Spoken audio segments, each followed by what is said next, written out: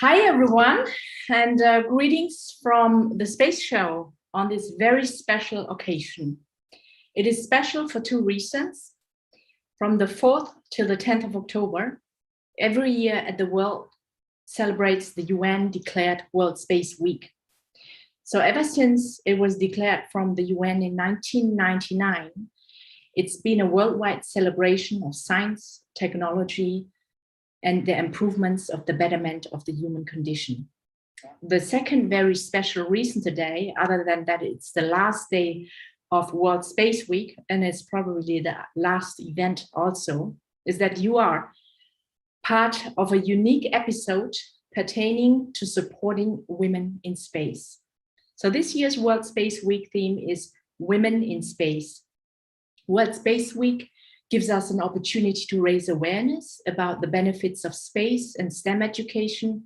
And in doing so, we hope to inspire the future generations to pursue careers in science, technology, engineering, and mathematics. So today we are featuring young, new generation female astronauts on how to go from engineer to go for launch.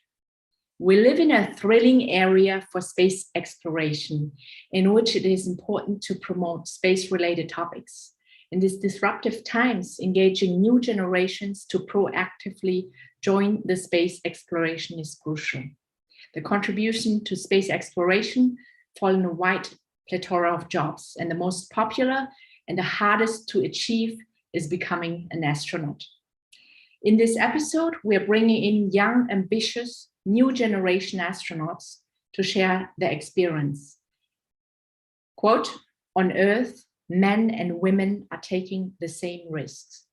Why shouldn't we be taking the same risk in space? End of quote, Valentina Tereshkova. I herewith invite you all to welcome our stellar guests, Ms. Rania Toukebri, dialing in from Germany, Ms. Juliana Metzler, also from Germany, and Gillian Gloria, also from Germany, Dr. Reut Sorek, Abramovich from Israel, with a small surprise. So, dear audience, please put any questions you have in the comment section below.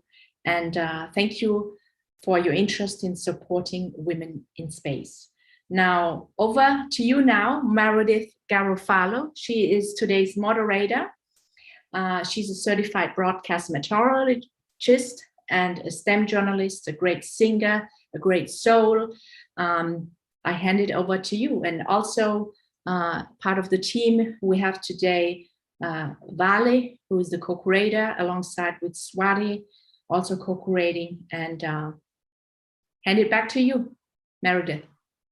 Thank you so much. It's so good to be here. My dear friend, I've never met, but as I've learned through this whole pandemic and the way the last couple of years have gone, you don't have to meet people in person to have that soulful connection and to find that passion with other people that share the same interests and the same dreams as you. I'm really excited. I believe this is my second or my third space show, and I've spoke on panels, I've co-moderated, I've sang, even as you've heard. I'm an accomplished singer in addition to being a scientist. So they call me the singing meteorologist with my background and everything like that. But I'm really excited to be here today too, to co-moderate this panel, because I have learned in my television career to become a really detailed storyteller, being a journalist, and I've really established myself, not just in the television business in the United States, but also in the space community across the US as a space journalist. And I have gotten to tell some incredible stories, and I know that I am not even done yet, as today I'm going to introduce you to some people that are going to share your stories. And again, put those questions in the box. We'd love to hear from you. We want to know what you think, because this is going to be a very powerful and passionate event with some incredible women, and women that are just getting going. As we know with space, and we just talked about this in another World Space Week event earlier this morning, that you don't have to start at 3 years old or 4 years old to get your passion for space, or to be bitten by the space bug, as it was said. For me, it was actually 4 years ago, and I was covering the story of a weather satellite rocket launch. And now I've interviewed some of the biggest leaders in the space community from NASA, from Lockheed Martin, from some other places across the United States, and a Launch Alliance. I've interviewed astronauts both here on Earth and up on the space station live. And so to have the excitement, to have the passion of these women that you're going to talk to and hear what their plan is to go along with their mission as we move forward in time is going to be such a treat for us today.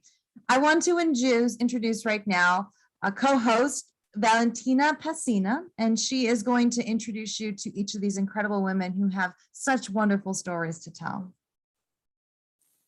Thank you, Meredith. Thank you so much. I will start right away introducing our first speaker. She is Gillian Gloria, and she's an aerospace engineering student at University of Central Florida, US. As an undergraduate researcher, she has been part of several projects in partnership also with the German Aerospace Center DLR, to say one. And she is a dedicated advocate for STEM education and space exploration. By sharing her fervent interest in these topics, she inspires others to dream big. And so I will leave the floor to you, Jillian. Please tell us your story and whatever you want to share. Sure. So I know that there were some questions that you sent me. Should I just run through them? Yes, you can also introduce yourself, telling us a bit of your where your passion stems from. For example, what was the trigger that led you into the space fervent interest? Absolutely. Okay, so well, I'll start with a little background on myself. I'm currently a senior pursuing a dual bachelor's degree in mechanical and aerospace engineering at the University of Central Florida. So I live right here, 40 miles from the Space Coast, where we first launched humanity to the moon. And I think I just grew up with a really unique vantage point of being able to see the shuttle launch from my own backyard or as I was walking to school. And I think that really says something about visibility in the world. So really, if you can see it happen before your eyes, you really believe that you can do it. There's no other barrier because you've literally seen it. And so I think that was just one of the biggest inspirations that I had it's just being able to see the human collaboration and that engineering brilliancy as if it was just a norm. So that really inspired me to pursue on my path. But I always wanted to be an astronaut, right? But you never really think like, oh, when you get older, that's like a real tangible career choice. And so I think this goes into what Meredith was saying is that, yeah, I wanted to be an astronaut, but when I got to college, when I got to the end of high school, starting even college advisors were trying to push me toward business or nursing or like a tangible career choice. And so the important thing for me was, I think, being able to grow up in Florida and see those launches, because that really gave me the confidence and courage in my dreams to be like, no, this is what I want to do. Even though I had college advisors steering me towards other things, telling me that if I didn't start college off in calculus, I would never be an engineer. So for me, I had to build up all my mathematical skills, all my physics skills, physical science skills, everything like that. But there's something to be said about pursuing your passion. And the only requirement to be in the space industry is that you have that passion and perseverance. So I started off at a community college. I worked my way through from algebra all the way to differential equations. And I always had this goal of living and working in space. And even though I could have let the naysayers or the people tell me oh, well, what are you thinking? You don't even go to a private university. Even though I got accepted to some, I couldn't afford that. So not everyone economically can take that traditional route to become an astronaut. And I think that's the most magical thing about being alive in this day and age is we have the power of social media, which one can connect you to anyone around the world. Like everyone on this panel. And I think that's so beautiful because not only are you connected, but you're building your network. And I've gotten so many opportunities just from knowing people online and from sharing my passion. So I think that's so important because 90% of what I've ever done related to space has come from social media contacts. And so this is this crazy new thing where with the digital realm, we're able to connect and just honestly like further our dreams even more and introduce us to people who can help us out along the way. And so I think that's really cool. And so let me pull up some other questions. Do you want to share a thrilling experience space related you did with us? Sure. Let's see. I mean, I've had a lot of really cool experiences. I think one of the funnest ones, or most fun, that I was able to take part in was a zero gravity flight. So conducting research on a zero gravity flight is a long, tedious process. And if you're not at the right university, in the right research group at the right time, it's really hard to get in on one of those projects. And so for me, there's a company called the Zero Gravity Corporation here in the US, and they've taken over all of the zero gravity flights, I guess you can say. So even for NASA, they're like the 10G plane, I think, out in industry currently. And so every now and then they give out like a free zero gravity flight if you submit a video. And so I actually did that a couple of years ago. And at the time I was working for a new space company called the Earthrise Space Foundation. And we were actually competing in something called the Google Lunar X Prize, which was a $30 million incentivized competition to land a privately funded rover on the lunar surface. And that was like my first internship. And it's really where I learned the power of science communication and what can be done with that. So I took our rover, we had a rover prototype that we were going to send to the moon. And I took him all around Kennedy Space and filmed with him and did some shots like from Cocoa Beach with the harvest moon in the background. And it was really unique. But I think the reason that I won that was just being able to effectively communicate not only my passion for space, but the need for public interest in space exploration and the things that could be done with it. At that time, I believe I was a freshman. I had no technical skills, but I was working at this company who was doing something so innovative. And I just love to share that with the students that I speak with, because even though I was a freshman, I didn't let my fears of not, like, I was working alongside like senior engineers who were actually doing the robot surgery and printing and soldering and all that stuff. And all I was doing was, at the time, I thought it was like not cool, but I was doing like being assistant to the executive directors, helping with all the budgets, verification and validation, conducting logistics and operations. So we would go out to Kennedy Space Center and we would test our rover, like in their big 30-ton sand pit filled with fake moon dirt. And so at the time, I didn't realize how important those skills were, and in conjunction with learning the technical skills later that I would learn in school. But that was one of the coolest opportunities that I got to do. And I got it solely because of my ability to effectively communicate science and space exploration. And I love talking about that because there are so many new opportunities now, like I was saying, with social media, where you can win a free zero gravity flight that costs $5,000, you know, if you may not have that sitting around, or things like that. So always keep your eyes open.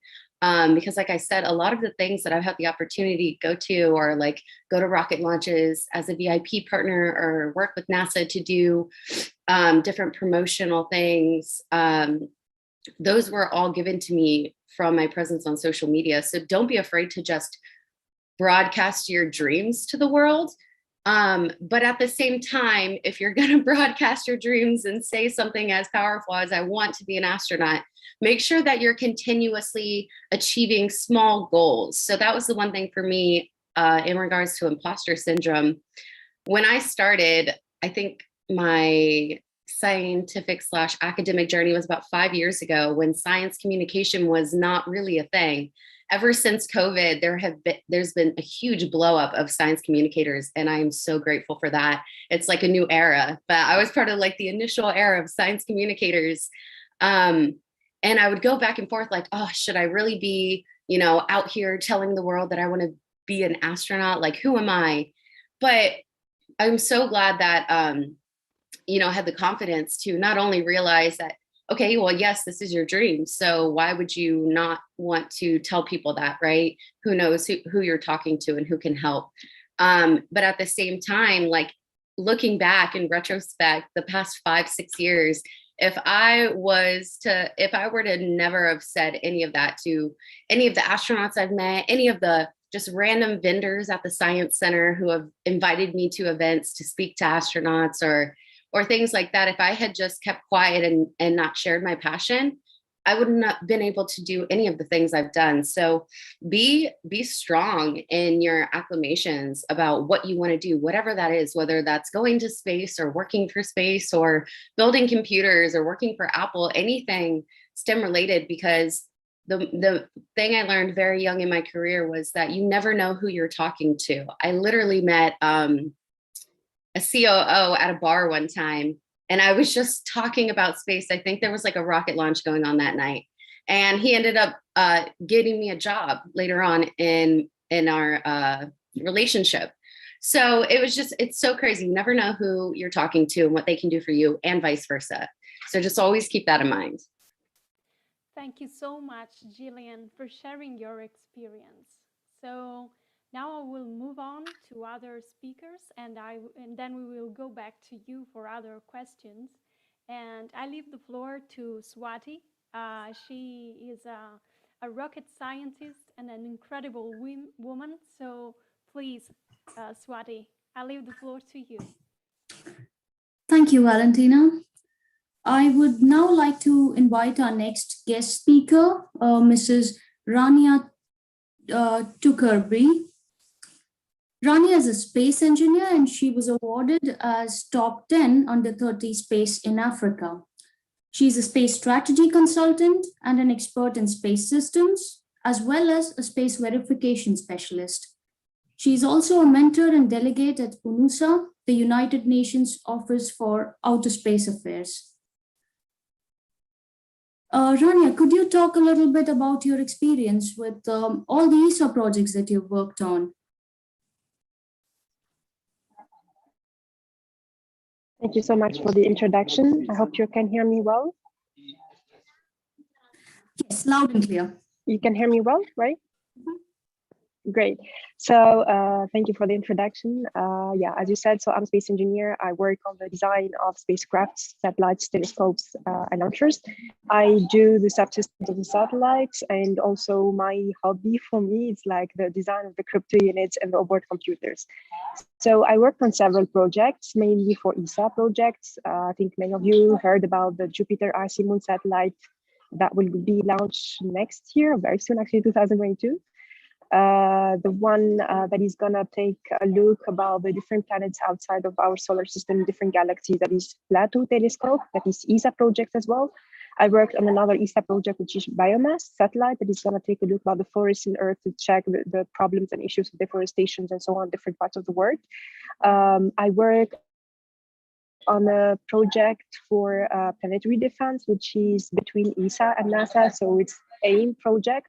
NASA is working on the DOT spacecraft that is gonna do the exercise called the smashing the asteroid, and ESA will have the satellite that would witness exercise. And I'm working on that witness satellite, which is called Reut, and I do the same, like the onboard computer design and the verification and integration of these units. I've done also other satellites with South Korea companies and others in different parts of the world, like in Turkish satellites as well.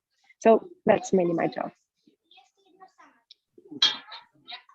This is very interesting to know. So just to give our viewers a little bit of background on the Jupiter Icy Moon mission, it's basically to explore the huge planet's 3 largest icy moons, as well as to determine if there is any possibility of life on these dwarf planets. So could you guide us through what exactly have you been working on with these projects and what really fascinated you to get into the systems side of engineering? That's a long story. Actually, just for a correction, I'm based in Germany. I'm kind of a German, becoming a German citizen soon, but I'm basically Tunisian. And in Tunisia, we had, and this year we started having some space projects, but until 2020, we had no space activity basically. So I was almost kind of crazy because I was thinking to do some space activities. To be honest, I was first impressed by a family member who's my uncle that was working in NASA, and I was always dreaming about going into space and making space projects and just building that spacecraft that will go to different planets. And it was like, a fantasy, a dream.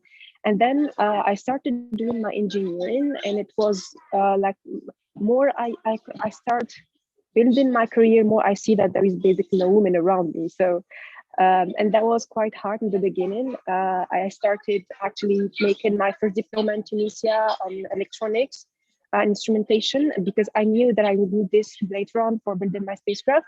Then I made embedded systems for space architecture in France.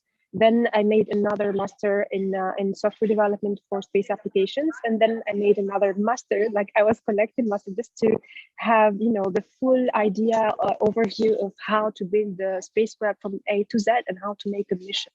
So I made it in USA, actually, in California. So I think Stanford University for all of you, I think. So and then I started also having some interest about space policy and strategy, because I have been delegate with Reut copies for Tunisian delegation for SGAC, which is Space Generation Advisory Council. And I was assisting all these UN copious meetings. I was very interested in the policy and how they provide the recommendations and how they discuss this. So I thought that this is the basic pillar to build the space industry, either in globally or also for my continent, Africa. So that's why I made that license, if I may say, or certificate about space strategy in Market University. I think you all know it as well. Yes, and that's basically kind of very far away dream, but I try to work on it like little by little, step by step. And it's all because I think that it's kind of now more easy to people to get into space. You're not really obliged to be astronaut or to be space engineer. You can be a policist, you can be biologist, you can be psychologist. There is lots of positions and jobs that are open now, and it's becoming more democratized. And that's fascinating. That's very nice to hear. And I think you've been very humble in your bio here. I would also like to ask you, just out of personal interest, what has been your work related to the ESA Hera and the NASA DART mission? We are also working on something similar. So could you tell us something about that experience, please? Because planet defense is like the new age thing, and we see movies like Armageddon, but the fact is it's very much going to happen sometime very soon in this decade.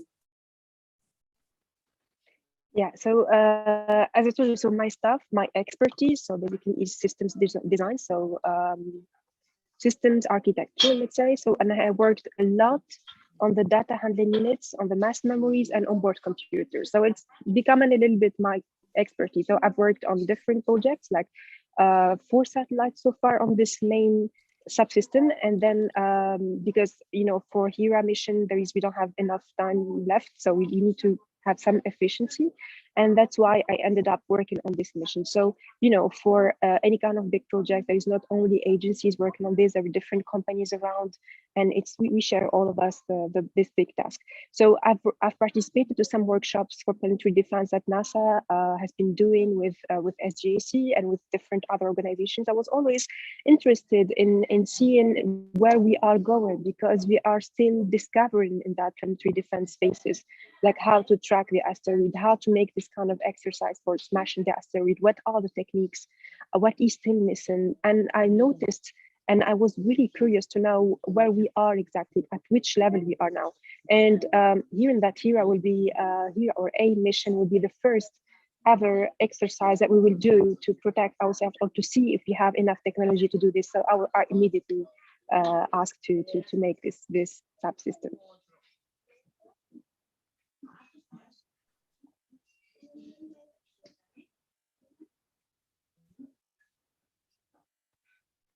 I think Swati, you're muted. Swati, you're muted. But we can pass it on to Meredith. Are you there? Thank you, Rania. Thank you. We'll get back to you. Thank you, Rania. Yes, thank you very much. Can everybody hear me okay? Yes. So are we gonna continue on the program, and is going to be Juliana Metzler? Is she up next? Yes, and let me introduce Juliana. She is finishing her master's degree in aerospace engineering at the Technical University of Munich, Germany. She's aiming for the stars with her dream to become an astronaut with hard work and resilience. So, Juliana, why don't you tell us about yourself, your dream, and how are you pursuing it every day, striving to become an astronaut? I'll leave the floor to you. Thank you, Valentina. I brought you today some old photographs. I looked through what I could find to give you a little bit of an insight of my journey to realize my dream to become an astronaut in Europe. A little bit about myself first. I'm Juliana. I'm currently finishing my master's degree at the Technical University of Munich. And my dream is to become an astronaut. But today I want to tell you a little bit about my journey and also about how this dream came into being in the first place. So I originally grew up in Wiesbaden in Germany, where I attended high school, and I majored in mathematics and arts, which is, I would say, a combination that describes me very well because I love to combine creativity and structured problem solving. And I also have a passion for creating, constructing, and innovating things myself. Since my childhood, I have always been interested in design and architecture as a combination of those two fields. It was only later when I was in high school where I actually decided to go more into the technical spacey direction. It was in year 11, actually. It was all due to a very special teacher I had this year. His name was Mr. Shaberni. I don't know if I pronounce it correctly in English now, but he taught me mathematics and physics, and he had this unique passion for physics and space himself. It was fascinating, really, to all of us. Like the whole room would be just I don't know how to say it, fascinated, I guess, when he would, listening to him ramble on about the formation of stars or about partial differential equations or about spectral analysis of electromagnetic radiation. And so when he was telling us all about his passion, his eyes would sparkle and the whole room was like inspired. This was an amazing experience to me. And this is when I started to learn more about space, and it became my dream to become an astronaut. The last astronaut selection, so this back then the time was when I started researching the requirements to actually become an astronaut if you're in Europe. And the last astronaut selection took place in 2008. Back then, the basic requirements were pretty simple. You needed to have at least 3 years of scientific professional experience in either natural sciences, medicine, or technology, as well as an excellent knowledge of English, and if possible, even another foreign language, such as, I don't know, French or maybe Russian, since Russia plays a big role in manned spaceflight as well. In addition to that, you needed to be in a good physical and mental condition with a body height of between 153 and 190 centimeters, and you were not allowed to be, or you were not supposed to be older than 37 years. Of course, you also needed to have a European citizenship, which the last one actually plays an important role in the, for the requirements, because the selection in Europe is based on what is called national proportional representation. This means that the members of the parliament of the countries argue with the representatives of ESA, so the European Space Agency, how many astronauts of their country should be taken, because they pay a certain amount of money to ESA, and so it has to be sort of a geographic return. So even if you are the perfect applicant and you bring all the necessary abilities and fulfill all the requirements, you could still end up not being selected based on the country you are from, which I find very sad thought, to be honest.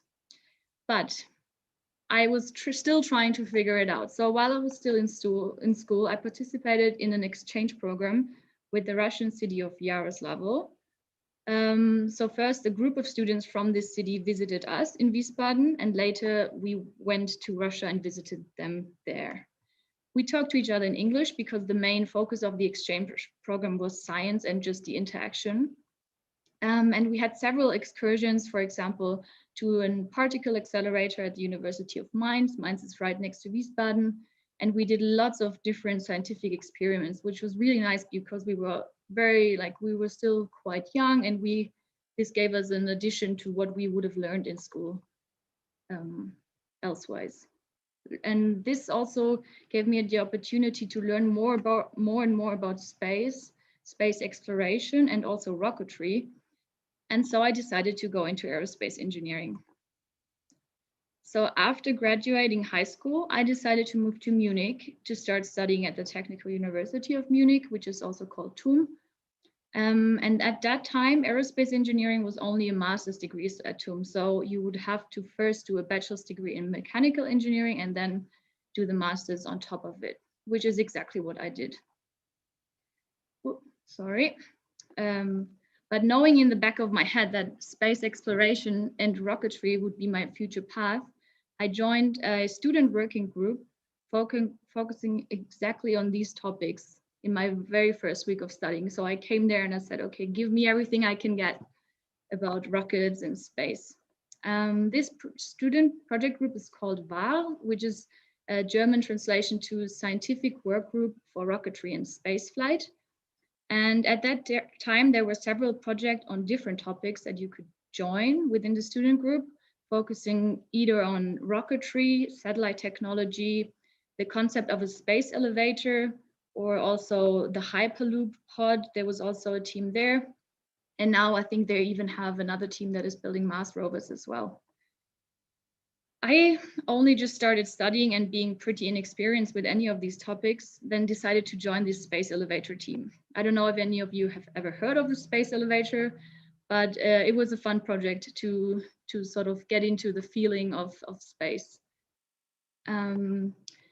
This project was split into two parts. So there was one team, so a sub-team, I would say, that wanted to design a space elevator prototype and then compete with this prototype against others in international competitions.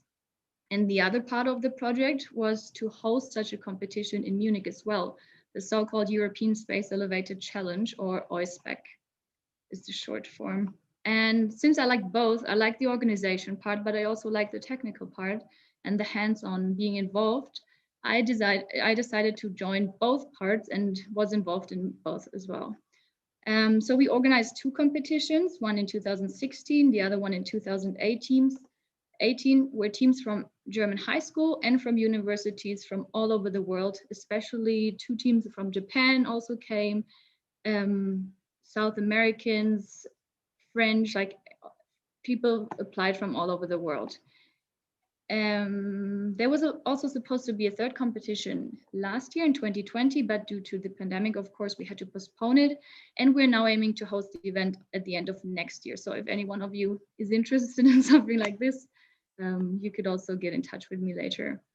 With the prototype team, we actually won this first competition ourselves. And then the team also went to Japan to compete in a competition there.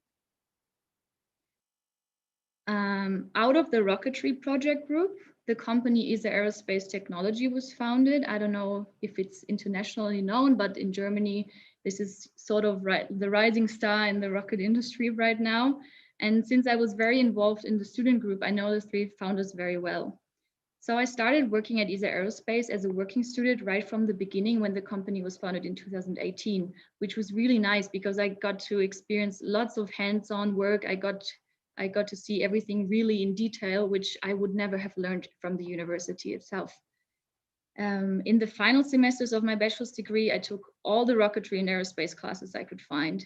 And as my bachelor thesis, I designed, built, and operated the turbopump test rig for ESA Aerospace, which is still operational today, which I'm very proud of as well.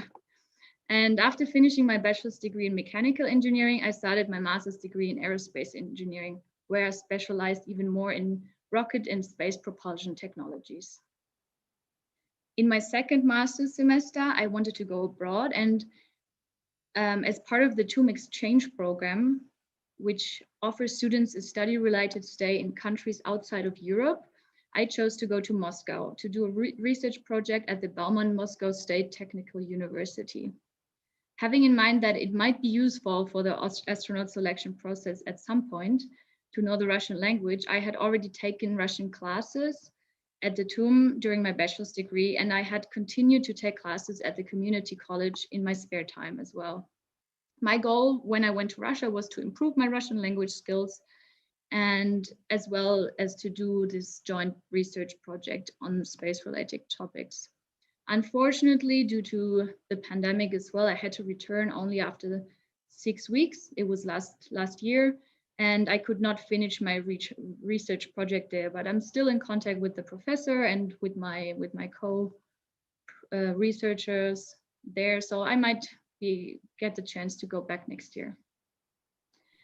Being back in Munich now, I started working at ESA Aerospace again, and I continued my studies, which were mainly in home office. I would assume every one of you has the same struggle. And now I'm. We have about 30 seconds left. Okay. Okay. Yes. Okay. I will finish. And now I'm in my final semester, and I'm currently writing my master thesis on electric space propulsion. And now, actually, there's for the first time since 2008, there's a new astronaut selection in Europe. The ESA is seeking more candidates, and since I am still not done with my master thesis, I cannot apply, unfortunately, right now. But I am never losing sight of the goal, and I'm still dreaming of becoming an astronaut, and I'm loving every step of the way. And I really hope that this little introduction or this little overview of what I have done so far will give someone the inspiration to do the same. Well, I know I'm inspired. I mean, that was great. Everybody that spoke so far in their own unique way has just been sharing this passion and this dream. And I see this reoccurring common thing between all of us is if you can dream it, you can do it. Walt Disney said that, and look where Disney World, Disneyland is at. And so thank you so much. I'm sure you'll be into space. It's, as we learn with life, it's all about timing, and your time is going to come, just like Jillian's time is going to come. I mean, all of us have our time. I mean, I don't have my master's, but I want to be the first meteorologist in space. So I know how that feels, and I know that excitement. And so all of us being here together and talking about this, it's just so filled with passion. So thank you so much, Rania, for that, or Juliana, sorry. My order is a little off, but thank you. No problem. So much. So we have one more guest, and I have to say, if you're watching the space show right now, you need to put your coffee down, put your wine down, because I know in Europe it's a little bit later than it is here in the States, because we're going to get an exclusive behind the scenes look at something that we got to see a little bit before this all kicked off, because we're going to go out to, I believe, Israel, and we're going to see something incredible, right? Dr. Reut, are you with us? Yes, I'm here. I'm sorry. This is it's a very interesting area now that I am. Okay, let me just show you. Let us introduce you first. Who's going to introduce Dr. Reut? Sure. Who's want to introduce me? Can I introduce myself? No? Yeah, do it yourself. Thank you very much. I'll do it myself. That's the best way, I think. So welcome to my part of the world. Hello, I'm Reut. I'm an astrobiologist from Israel. I have always wanted to be in space. I'm a really big space geek.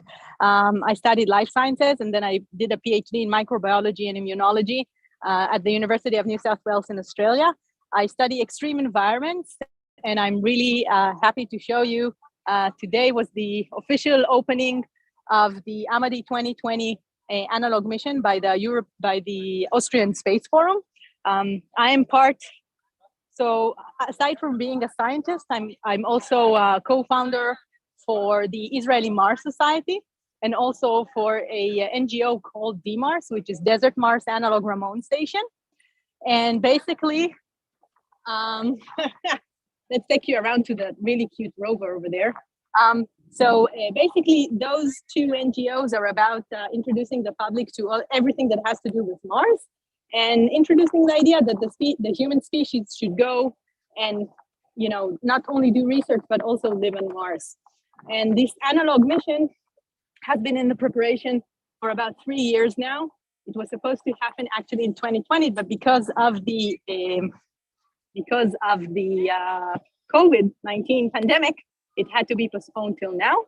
And I'm very, very excited to be one of the PIs on board. There's more than 200 researchers from 25 countries. My own experiment is called Micropotential.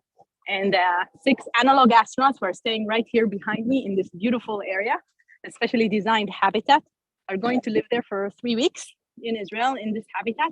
And they have a lot of experiments to do, as well as taking care of themselves and of the habitat that they're going to live in. And that's about me. I did other stuff as well. I went to field expeditions in South Australia and also in other places in the world. And I'm very happy to be here today. Thank you. Any questions? What else would you like to know?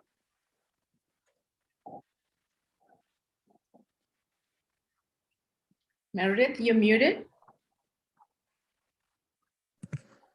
You know, you're doing some incredible things out there, and we've been focusing on what women are doing with space and the direction that we want to go. I mean, I was motivated just listening to you with your traveling escapades and everything that you've been involved in. So if there are young women or girls that are watching right now, I mean, it must have taken a lot to get where you are today, to be having your hands involved in so many incredible things, from exploration to Mars, to space, to the work that you're doing on the ground here on Earth. What would you tell these young women and girls about getting to a position where you are today?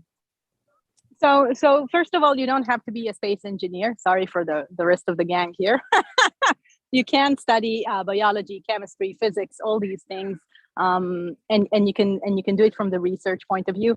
NASA and ESA are all now looking for actually scientists to go on board and live in space and do the experiments in space. It's very hard.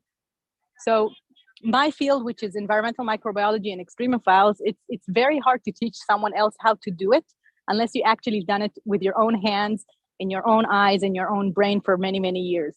So if you're interested in astrobiology, start with life sciences and chemistry, and then you can either branch out into geology or continue with extreme environments. You can also study, for instance, the beginning of life. It's another section in astrobiology, which is really, really interesting.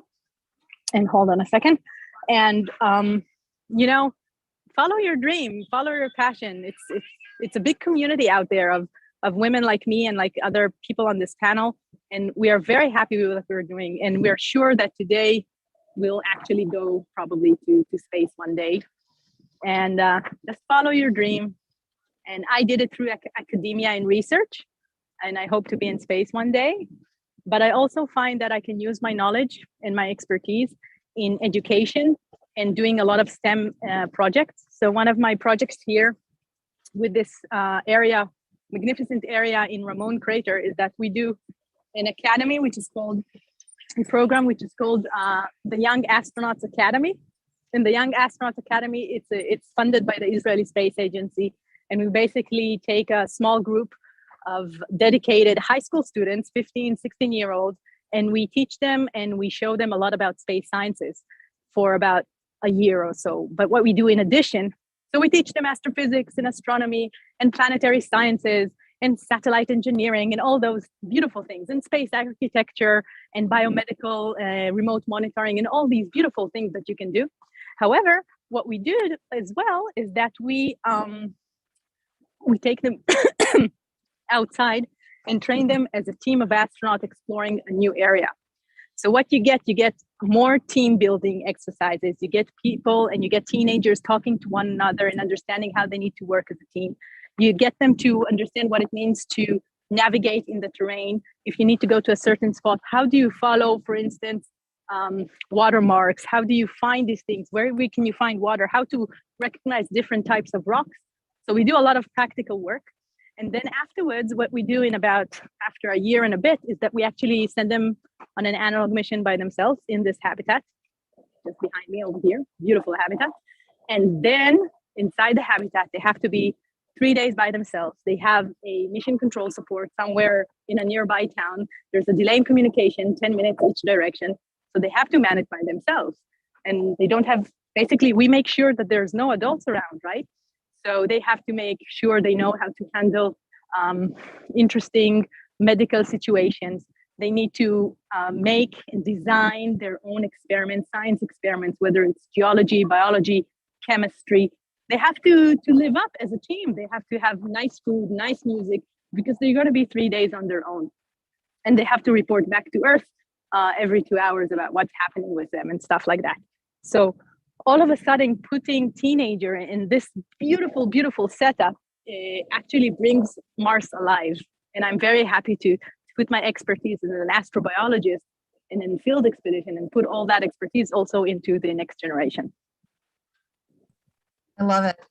I said, I'm motivated. I was just talking to Heidi. I'm like, we got to one of these because that would be fun. And then do a little storytelling segment from the field. I think that'd be fun and really get people excited and motivated. We have a couple more minutes for you. I'm going to ask you one more question. And then for everybody that's watching, if you have questions for any of our fantastic panelists, make sure to join.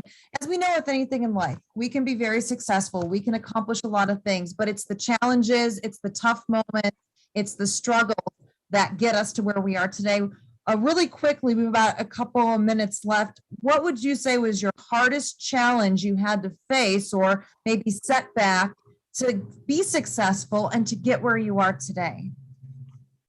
That's a great question. And I think looking back, I think finishing my PhD in a foreign country. So I was born and raised in Israel and I lived for a while in the United States.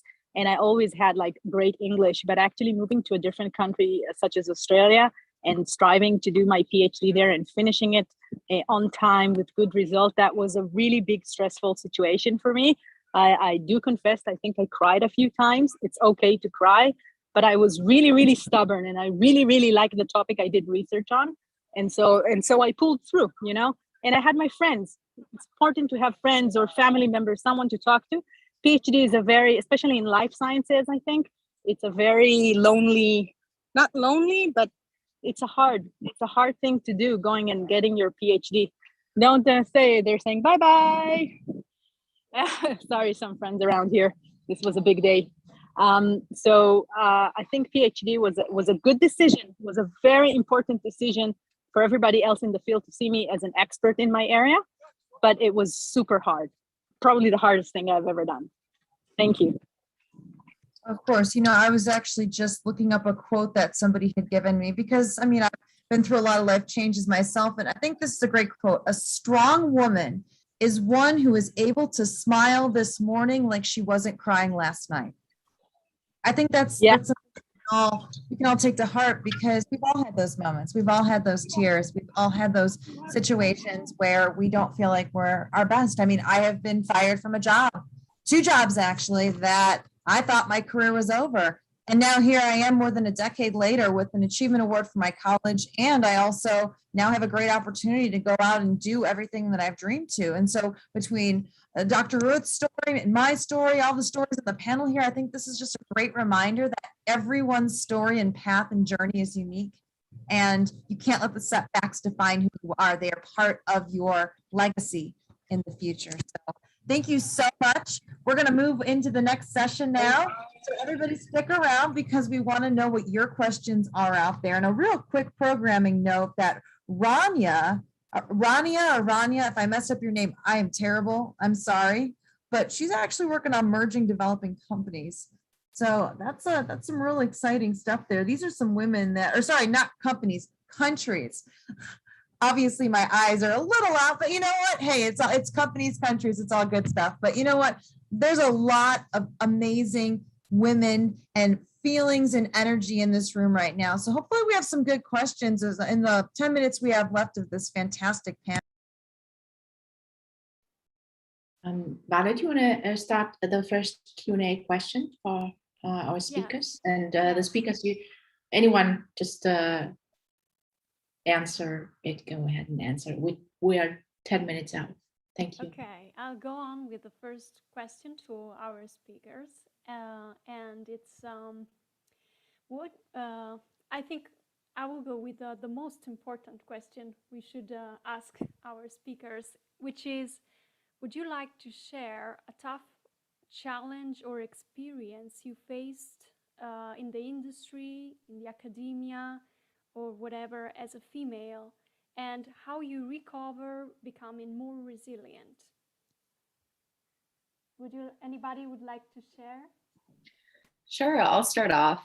I think for me, the toughest thing I've had to deal with is sexual harassment as a female. It's just, it takes you by complete surprise when you're supposed to be in a professional setting. And it's happened to me so many times, I can't even count.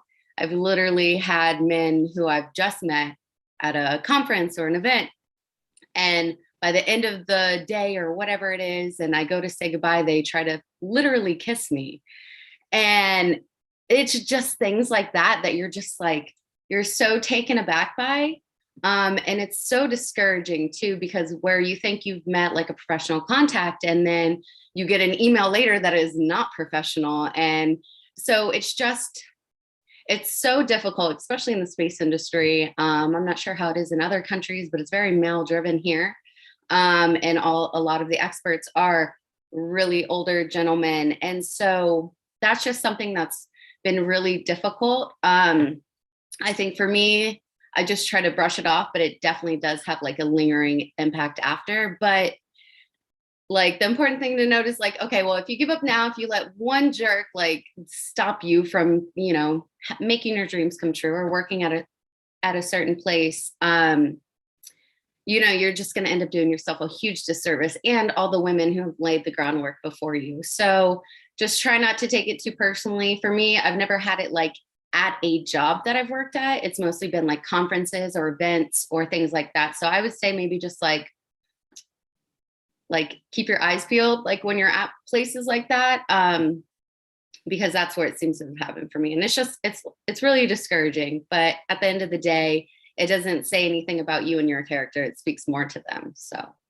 Thank you, Jillian, for speaking up the unspoken. I think I've learned that this is a common thing. I mean, I experienced it also when I reflect about it. I think that the challenge for women is though, you know, when you are surprised to set clear boundaries, right? And not feel ashamed. It ends with me. It's a clear yes, it's a clear no. And then we carry on the shame, right? Because this person is senior to you, so you will silence yourself, right? So so thank you for highlighting the unspoken topics here. Back to Swati. Do you want to read out the next key question? Yes, thank you, Ian. The next question would be, what was the most exciting thing you experienced on your ongoing path to becoming an analog astronaut or applying to be the ESA astronaut? I think this could be for Juliana, maybe? Sure, I'd like to answer that. I think for me, there's multiple things. I can't say I had one of the most exciting things, but it was like all the different experiences. For me, I think just like, for example, the time I spent in Moscow, meeting all these new incredible people that have such a different mindset or see the things so differently than what we do here in Europe, I would say, Also, then on the other hand, working at Aerospace, like really gaining this hands-on experience, building a rocket from scratch and really being involved in so many detailed things. I think for me, what my opinion would be that it is important, like my goal is out there and I want to have a higher goal, but for me, it is really important that along the way, I really enjoy all the steps and I really take everything from these steps, because if I don't like where I'm now, and I don't think I'm gonna like the end of it, to be honest. So really, I have to say all of these different steps that I took, I enjoyed all of them. That's great. It's so good to hear these different ways that we are defining ourselves and going out there like Juliana and putting ourselves in the public eye through places like LinkedIn, through social media, through the social world. And a lot of us are using these tools, especially after and during a pandemic, to connect with people and to go for what our dreams and our goals are. And so being open about what we want and being honest about what we want, and that we're not going to get up to get there. And if we have to go on another path, we go on another path. And that's what's so important. We've got another really great question here. I know about 4 minutes left from Fabiola. Thank you so much, by the way, for joining us. This is a great one, and I'm going to let whoever feels just strong to speak about this. As a young engineer with passion, but undirected passion, I struggle to find the first steps to get me going with my career, joining a team, start talking to professionals. Any hints? I can chime in on that, and then if anyone has anything else to answer or add to, I think for me, a lot of my opportunities, I've had to find the back way in. So as a community college student, I couldn't go just like do the big things that I wanted to do. So I found the back door in. So I would look for, especially as a student, I would look for, speak to all my professors, try to make friends with them, see what kind of research they're involved in. Most of the time, if you're at a university, the research starts off as unpaid, but it gets you really good experience. A lot of the fun things I've done has been from social media, but a lot of the research I've done that it has honestly opened my eyes to a completely new world has been by connecting with my professors at school. So I've been able to conduct NASA-funded research on how solar radiation affects water evolution processes on the moon. And then also doing some combustion research with the German Aerospace Center also came from another one of my professors at school. So like one thing you can start with is just by meeting and speaking with your professors, and then also getting involved in like clubs at school. We have, at our school, we have like a space club, and then like a American Institute of Aeronautics and Astronautics club. So those are going to put you in the same room as people who are interested in the things that you're interested in. And then just by sharing your passions or whatever you think that you might like whether it's space weathering research or combustion, they can point you out to other people. So just by start by telling like your professors your goals, kind of what you're sort of interested in based on topics you're learning in school, and then just having that grow from there. I know I thought I wanted to major in astrophysics when I was starting out, but I didn't know that that was mostly like space research. Whereas now I really like the technical hands-on engineering and like regolith operations. Whereas I didn't even know what that was 5 years ago. So just start by like opening the conversations with your professors and your friends at school in certain clubs, and that'll open some doors. Oh, that's great. And I think, Jillian, you couldn't have said that better. I mean, you're going to have that passion maybe originally for one thing, but then you find a passion for something else. And then next thing you know, you're going down a path you never thought you'd be on. And then there's Oz, if we refer to the Wizard of Oz. I mean, you're going to go down so many paths in your life. Some passions are going to come early in life. For me, it was weather when I was a child. And now as a grown adult in my career, now I'm going to space with another passion for that and combining the two. And so, you just never know where your life's going to go. But like Jillian said, like everyone said here, you have to go back to the mentors, the professors, the teachers, the people you trust that believe in you and your dreams. Maybe that's your family. Maybe that's not your family. Maybe your best friend is your family, or your other extended family is your family. Find the people that support you, that are passionate about your passions, that believe in your dreams, and that are going to support you along the way. And not be afraid to speak out to them, to reach out to them. These professors know, especially because I know, Fabiola, you mentioned you were in school. They know that you have no experience. They know that you don't know exactly the right terms. Don't be scared. That's what you're there for. You're there to learn. And failure is the first attempt at learning. So just don't be afraid to talk to people. I think that's the lesson in life as we wrap this up. And the thing to remember here is don't ever give up, because you're going to fail. You're going to fall. You're going to not do your best at times, but that's all part of the process. And down the road, you're going to look back and be thankful for those moments and for those lessons. And so, all right, guys, I wish we could all talk and continue, but I am getting, the rap. They're coming up. The music at the Emmys is starting to come up in my ears. And so unfortunately, this discussion is going to end for today, but this is a conversation that we've started that moving forward is just going to continue. And with the 4 amazing women that we had today on this panel, their stories are going to be so motivating moving forward. And reach out to all of us. If you have a question, but maybe you've been sitting back and saying, I don't know, I'm kind of nervous about asking today. That's okay. Just know it's all right. You can ask these later. We're all on LinkedIn. You can find us on social media. Don't be afraid to reach out and ask the questions, because there's no question that's ever wrong. Because if it's something you seriously don't believe you know, then down the road, somebody is going to be that expert and they're going to answer that question for you and they're going to help you. So again, I think I'm going to let Tyne wrap things up, but thank you so much. It was so fun to moderate this panel and meet these passionate and amazing women. And again, as we end World Space Week, I can't think of a better way to end it than with a panel like this one with such passionate and driven people. Thank you, Meredith, for this vibrant and energetic moderation as always, even though you woke up early. It took you a few coffees to keep awake.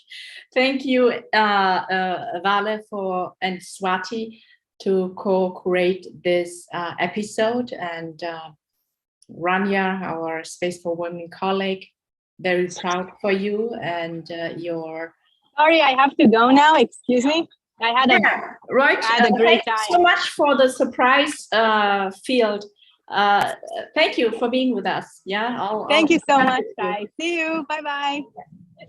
So, Juliana, thank you for introducing us for the European opportunities. I personally would strongly consider any of those programs, wherever they are. Israel, there's so many things, so many offerings right now, So Jillian, dialing in from the United States with your cheerful presentation.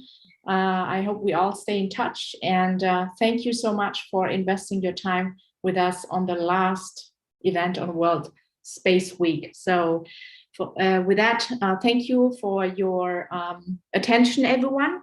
I'd like to invite you to our next episode, which will be on the second Saturday of November, How Not to Die on Mars, with Dr. Barbara Imhoff. She's a space architect and design researcher. And Mr. Kai Statz, he's going to do some really cool stuff. We're going to talk about the physics of actually how to survive on Mars. So thank you, everyone, and stay happy and healthy, and always live your life on your own terms, and as well as your career. Thank you very much. Thank you, everyone.